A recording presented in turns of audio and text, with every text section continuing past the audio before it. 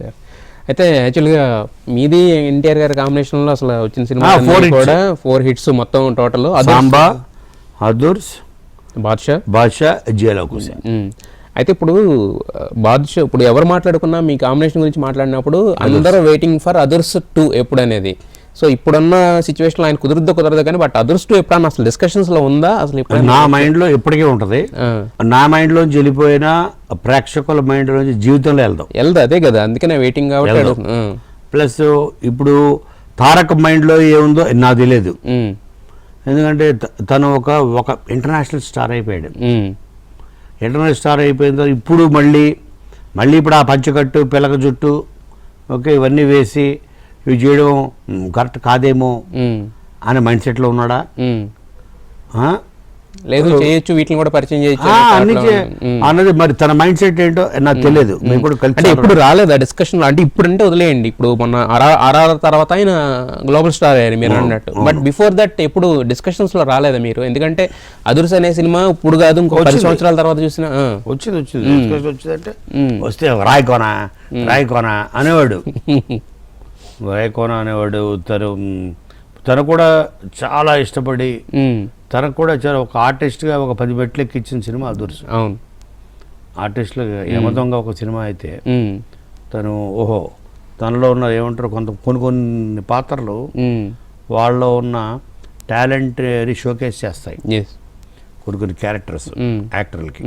Cinema hit అవ్వడం వేరు, hit black బస్టర్లు వీటితో పాటు ఇతరులు ఈ యాంగిల్ కూడా ఉందా, వావ్ మా హీరో అంటే ఎలా కదా అన్ని చేయాలి.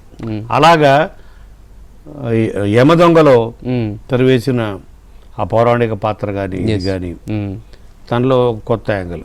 అలాగే అదుర్స్ తను చేసిన ఎంటైర్ ఫిల్మోగ్రఫీలో స్టాండ్ అవుట్ అయ్యే కొన్ని క్యారెక్టర్ చెప్పుకోవాలంటే ఒక ఆదిలో ఒక క్యారెక్టర్, అలా సింహాద్రిలో ఒక క్యారెక్టర్, ఇలాగా మన వేళ మీద లెక్క పెడితే బ్లాక్ బస్టర్స్ తారక్ ఎన్నో ఉన్నాయి.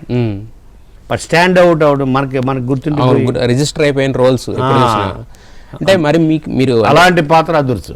అంటే ఏజ్ పరంగా చూసుకుంటే మీరు కొంచెం పెద్దవాళ్ళు కదా, ఆ డిఫరెన్స్ ఏమి ఉండేది కదా మీ ఇద్దరు? అంటే అసలు మీ ఇద్దరి మధ్యన అబ్బాయి కుర్రాళ్ళతో కలిసిపోతారు మీరు కూడా అసలు బాగా. తనలో అదే అంటే వెరీ ఫ్రెండ్లీ, అంటే ఆల్మోస్ట్ లైక్ ఒక ఫ్యామిలీ మెంబర్ లాగా ట్రీట్ చేసేవాడు. ఓకే, అంటే తన ప్రేమనే తట్టుకోలేము మనం, అంత ప్రేమిస్తాడు. ఒకసారి మనిషిని ఎన్ని ఇష్టపడ్డాడంటే అంత ప్రేమిస్తాడు, కొరికేస్తాడు అంతే. అలాంటి ప్రేమ. కోపం ఉంటే తను మాట్లాడు అంతే. అంతేగాని అరవడాలు ఏ ఉండదు, సైలెన్స్ ఉంటుంది. సైలెన్స్ ఉందంటే ఏదో కోపంలో ఉన్నాడు అని చెప్పి అని మనం అర్థం చేసుకో. సో మరి మీ ఒంటి మీద ఎన్ని ఘాట్లు ఉన్నాయి కొరికేసిన? ఎందుకంటే 4 సినిమాలు చేశారు కదా, ప్రతిదీ హిట్టే కదా ఇచ్చింది కూడా. ఇప్పుడు సాంబా అప్పటి నుంచి అప్ టు జైలవ్ కుశ వరకు అంటే very very very very very అంటే ఇక చాలా ఏమంటారు వెరీ క్లోజ్ టు హార్ట్ ఉండే హీరోస్ తారక్ ఒకడని నేను గర్వంగా చెప్పుకుంటా.